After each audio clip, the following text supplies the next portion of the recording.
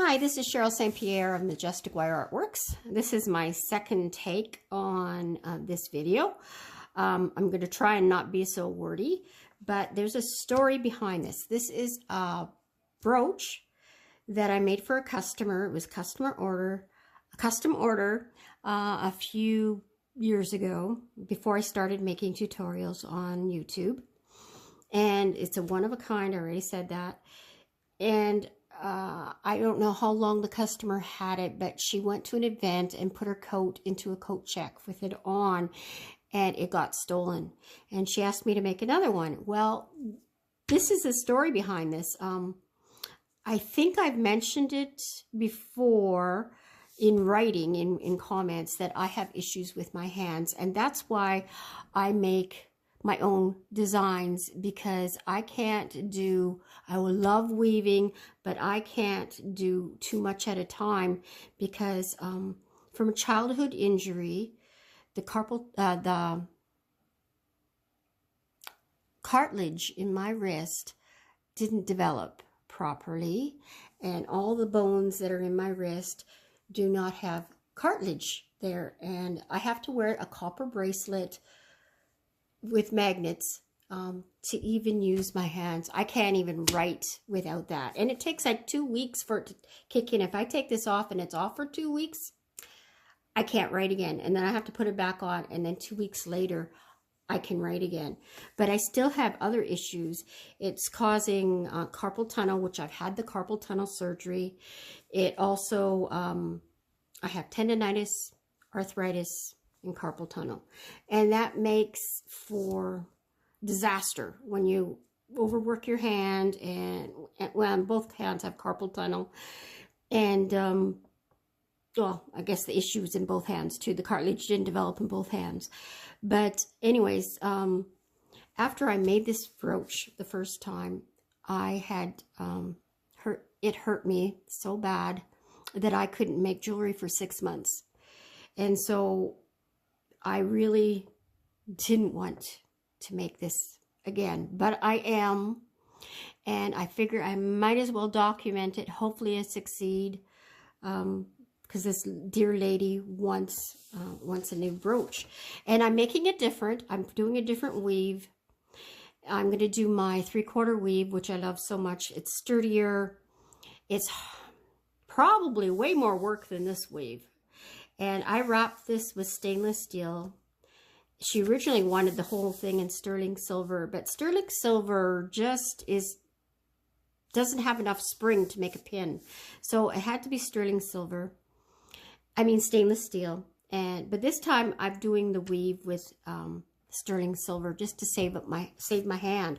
But the issue with working with stainless steel is it's springy, and you're fighting with it, and you need 9 feet of weaving wire, and so it's tangling and stuff like that. You can't work on the end and slide it through with this weave. It just doesn't work. So you gotta work at it right in the middle of your big pieces of wire. So what we have here is 220 gauge, and it is dead soft stainless steel, which is not anything like dead soft copper or silver. It is tough, and 2 3-foot pieces, and I cut myself 8 feet of 28 gauge sterling silver dead soft weaving wire, and I wanted 6 inches of weaving, and I've only got 5 3/4 inches. But you know what? I wasn't going to just do the weaving all over again. So I recommend you use 9 feet and get your 6 inches of weaving, because it'll just make it that much easier for you to measure. So you need to, I'm going to show you how to do the weave. I've shown you before. It's my 3/4 weave. I'm also going to put the link to my specialty video for it as well. So what you need to do, and I got to cut myself a new piece because this is my second take and I forgot. Cut myself some 28 gauge wire. And this is dead soft copper. And I got 2 short pieces of 20 gauge dead soft copper. It's my core wires or base wires, whichever term you use. I call it core because core is the center strength. It's the center. It's the core. To me, it's core wire. So I'm going to make a tail. I'm going to lasso it on. That's my term. And I'm holding my thumb over that and I'm wrapping around once. And then you got to put it together, squish it together. And then you introduce your next wire and you have it nice and tight up close. And you come to around the bottom and up the middle. It's just a wrap, one loop around. Okay, so this actually kind of looks exactly like the weave. So it just blends in. So from here, for the 3/4 weave, I am going underneath both, up, and now down. And notice I let loose of the tension because you don't want it too tight. And then I'm going back up, and I'm going across the top too, and up through the center. And I'm going to do that again because I see I was out of screen. Yeah, I'm having issues here trying to stay in the screen. Okay. So I'm underneath both, up, around, down in the middle. Then I'm up again, and if you notice, it's got 2 little loops, a long line, 2 little loops, long line. That's what's going to happen. Okay, and I'm across the top, down underneath, and I come up through the middle, down underneath both, up, and now down between the 2 wires. Are you focusing there? Okay. And then my nails are so brittle, I can't use them to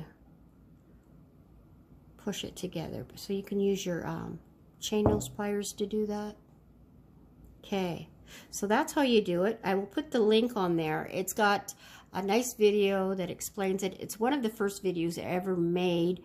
So I think the quality of view is excellent, but my talking might not be so good. Although, is it ever? Anyways, that's what you need to do. And you're taking your 3 feet lengths of 20 gauge wire, and you're gonna do the same. You're gonna find the center point, because you're doing 6 inches. You want to do 3 inches to the left of the center point. Okay, so I can figure that out and put it in the description, but I think that's easier to find the center point and just go 3 inches left. It's that's probably the best way for you if you want. Well, I'm so indecisive. I'm sorry. I think I'm worked up. I'm worried about this not working out for me. So once you do that, check the link, learn how to do the weave, expect it to take some time. You're not going to get this done in an evening. If you do, kudos to you, because you're fighting with the wire. It bounces around. You got a long length, and it's going to tangle, and you're just doing it bit by bit. And be patient with yourself, because it took, like I said, I've done this over a week to get this done. And that's why I do things ahead of time, is because I can't stress my hand, or else I won't be able to make jewelry at all. So we don't want to go there, do we? Okay, so the next thing you got to do, now once you've got your weave, is you need to find the center piece of that. And mine's 5 3/4, but I'm going to use metric because I think it was almost exactly 15 centimeters, what I've got here. So it'll be longer if you do the full 6 inches. So 15 centimeters is 7.5 centimeters is the middle. And right there And I'm going to put my pliers there, and I'm going to bend. Okay.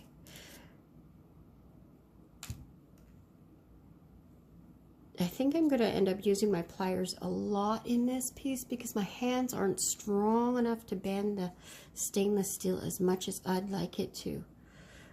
You might be able to use your bare hands. Now, normally when I do a heart, I crimp it in like this, and I'm not with this. As you notice in the photograph, I have a very loose top of the heart there, and that's good. That's good enough. So what I've got here, it's not a 45-degree angle. I'd say it's probably closer to a 30-degree angle if you're good with angles.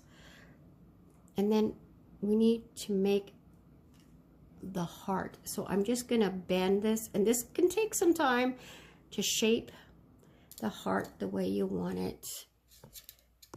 And keep your pliers handy. I'm fighting with the ends of the wire with my pole that holds my phone. Okay. Put that down there.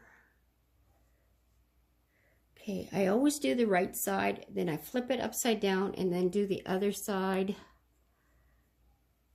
And once you're done your heart, you can check what side is nicer of the weave. That's what's nice about this weave. It's the same on the top as the bottom, but you're going to have one side nicer than the other, most likely.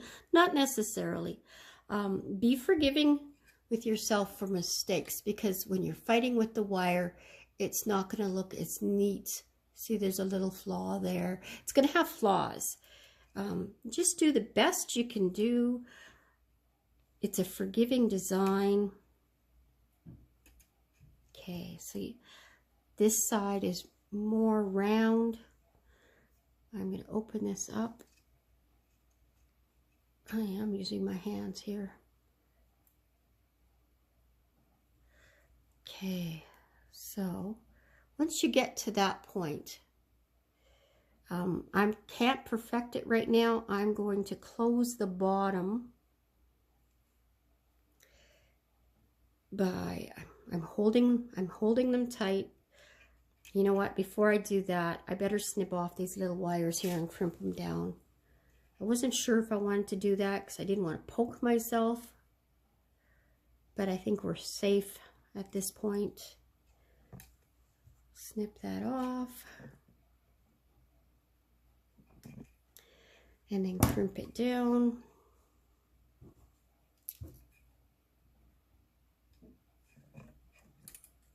And hopefully it'll be safe enough that we don't poke ourselves. Okay. So again, I'm at that point. Now I'm going to lift. How do I want to do that? Yes, I'm going to lift this one up. Now, bear in mind that this isn't as soft as copper, so it's going to be more difficult to bend. It might kink up on you a little bit more. Okay, so that's how I do the bottom to kind of lock it. And now we can take the time to shape it. And I'm just going to go, I want to make the weave flat.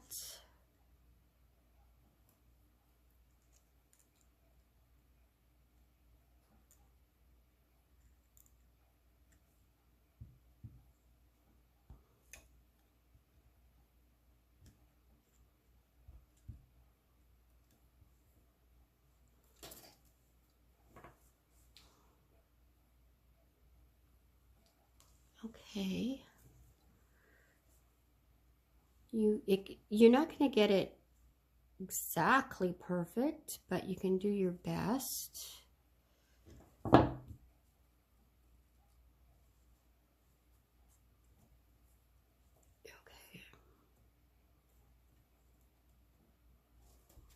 How does that look?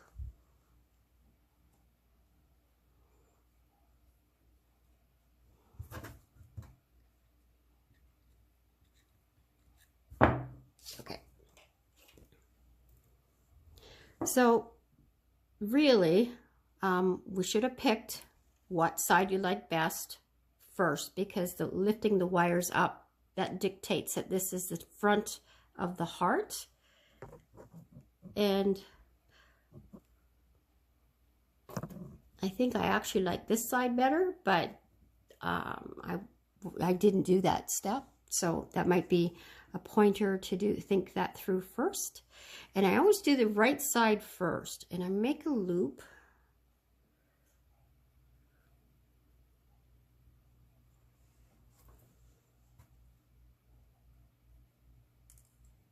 Just to give it design.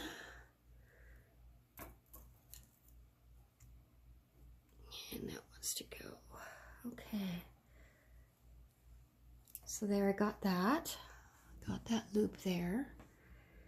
Okay, and then I make another loop here before I put the bead. And I honestly don't know if I want to do that. Yeah, it gives a design element. So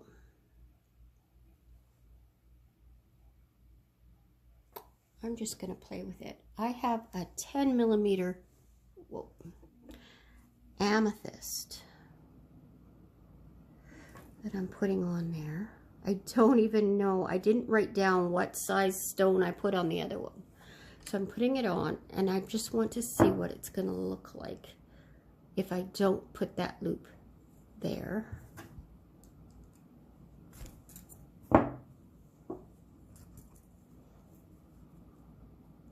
Will it look bland? I'm going to keep it simple. Sometimes simple is better. And leave the fancy swirls for over there. And I want to wrap, take this bead, and I'm putting pressure here to keep it down because it will fling up on you. And I'm going to try and wrap around this bead as best I can.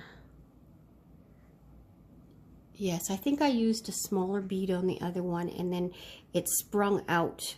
It didn't hold its shape well. Okay, so, well, it did spring out a little bit, but we'll tighten that up. And I want to take this wire now and wrap around the heart. So I've got it still, and I'm gonna hold this in place because I want to keep its shape, bend it around and push it to the back a little bit. I don't want to fight with it. And now this one, whoops, I think that's what's happening. This is my work spot. I made a dot, but when I lift up, it goes up. I think that's what's happening. That's why I'm going out of frame. So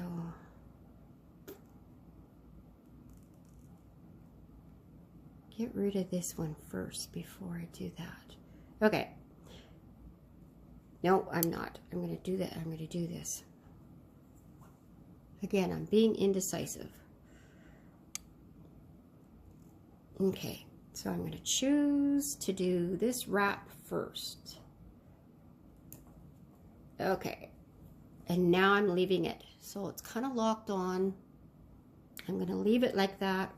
Finish off this one now, because now that wire is kind of out of my way. Okay, so we're going to keep it simple like that. And again, I'm going to hold it against the frame where I want it. Bend around, go to the back, pull it up through the heart, the end through the heart, pull it up. It's not being too bad. So far, so good. And you see how it moved on me there? That's what it did with the other one. So I got to move this back here. I got to take my pliers and pull that tighter so it doesn't move. Okay.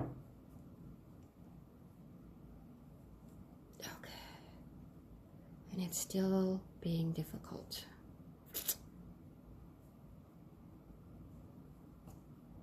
Okay, I'm going to crimp this down. That'll help.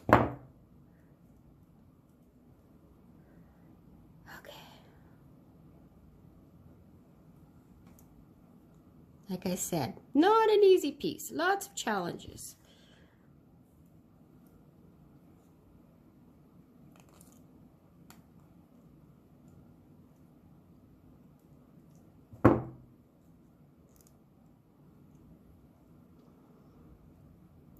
Okay, so the next thing I'm going to do, because you can't finish off the ends with a spiral like I normally do, is I plan to do a bit of a swirl here, like that. And I'm going to snip it off here.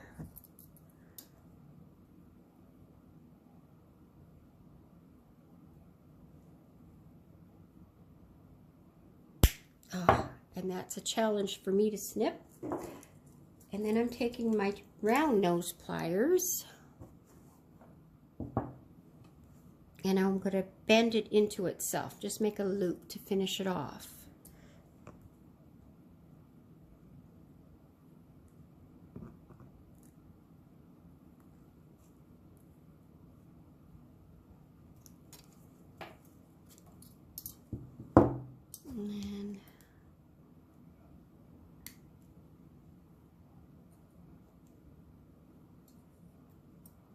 And I'm actually going to tuck it a smidge under the wire.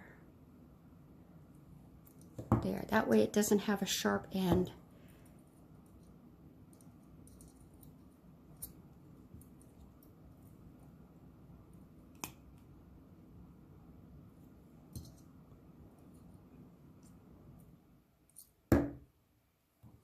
Okay, so it sticks up a little bit this way. I'm going to see if I can twist it. I might not be able to. Oh, it worked. Okay.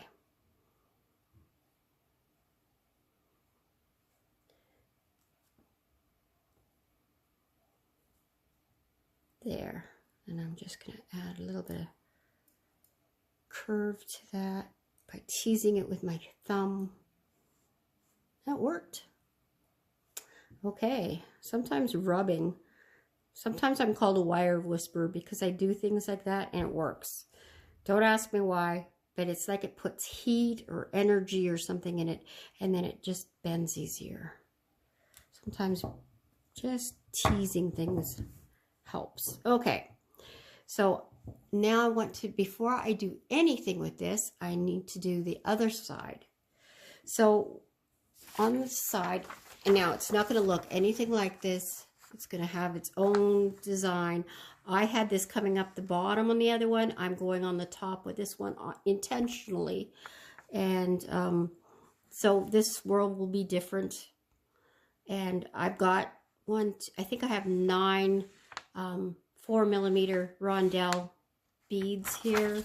I'm using the purple colorized rondelles. They're beautiful little beads. They're colored on usually half of one side and it's clear on the other, so it gives some variation in colors as you do it. Each one's got a little bit different color. It gives some class and variety to it, and it kind of goes very well. It doesn't just kind of, it does go very well with the amethyst. Okay, so I've noticed that this is coming apart a little bit, so I intend to make a swirl overlapping, make a swirl overlapping this one, just a wrap around here to lock that. You see how I did that underneath? I just moved it underneath that loop. And now I'm going to come up over top like that. See, and if I would have made a loop there, it would have, this wouldn't have looked so well. Now that kind of has a knotted look. It's kind of cool. Okay, so I have a loop here in the other one, and so I intend to do just a simplified loop. It might be a double loop. Let's see how it works. Oh, why do I keep doing that? Okay.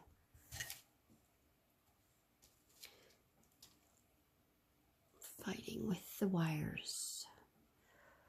Okay.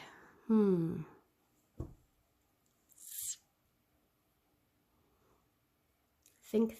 What do I want to do? I think I'm just going to make another loop. And I'm going to make one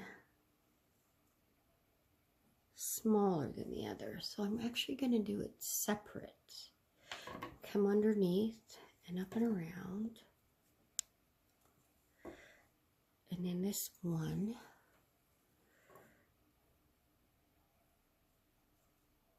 Not as small, and it gives it a wild, cool look. So I like that. And then from that point, I am going to do this one, the lower one, with the beads first, just to get it out of my way for when I make the other part. Now I'm looking at the time here. This is definitely going to be a 2-part video. So instead of it being, I'm going to make it an anticipated split, because obviously my phone is going to split it apart like my last video. And when I least expect it to. It normally did it at 38 minutes. Last time I did it at 33. We're at 27.5 minutes here. So let's just, we're going to move on to the next video. So in case I don't see you in the next one, God bless, and we'll see you in the next one, and hopefully you look at it right now.